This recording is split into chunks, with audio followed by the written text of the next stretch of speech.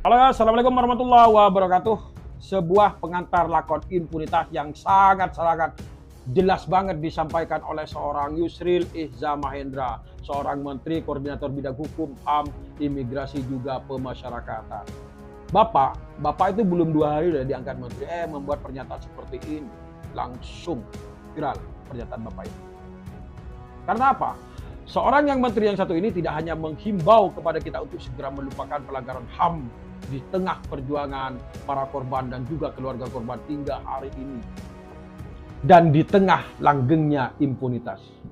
Tapi seorang Menteri Yusril Iza Mahendra ini juga menyatakan bahwa peristiwa Mei 1998 bukan tergolongan pelanggaran berat hak asasi manusia. Pertanyaannya kepada Bapak yang terhormat ini ya, dari sumber manakah yang kemudian Bapak menyimpulkan bahwa ini bukan bentuk pelanggaran berat HAM?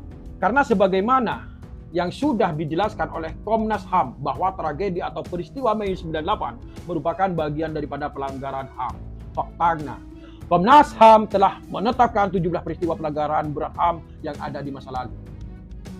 Dan mungkin Bapak ya bisa cek bahwa salah satunya juga ada peristiwa Mei 1998. Tidak hanya itu, Yusril Mahendra ini juga menyatakan bahwasanya pergolongan pelanggaran HAM ini hanya terdiri dari genosida seperti yang dilakukan di Palestina dan juga pembersihan etnis. Sehingga tragedi Mei 98 ini merupakan bukan pelanggaran berat HAM, kata Yusril.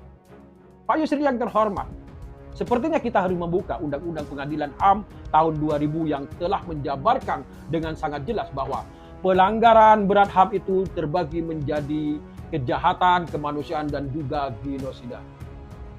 Belajarlah dulu, Bapak. Karena apa? Kita tidak sepatutnya, apalagi sebagai negara untuk mengabaikan dalam hal yang penuntasan pelanggaran HAM ini. Apalagi dengan pernyataan dengan sangat mudah bahwa tidak perlu untuk mengingat-ingat masa lalu. Kita memang tidak mengingat-ingat masa lalu, Bapak. Tapi ini abadi, Bapak. Bukan gak ada kadaluarsa pernyataan ini. Apalagi dengan pernyataan dengan sangat mudah, Bapak, bahwa tidak perlu untuk mengingat-ingat katanya di masa lalu. Ini gak ada kadaluarsanya, Bapak. Apalagi di dalam Undang-Undang Pengadilan HAM itu dijelaskan bahwasannya penuntasan pelanggaran berat HAM itu tidak ada masa kadaluarsanya.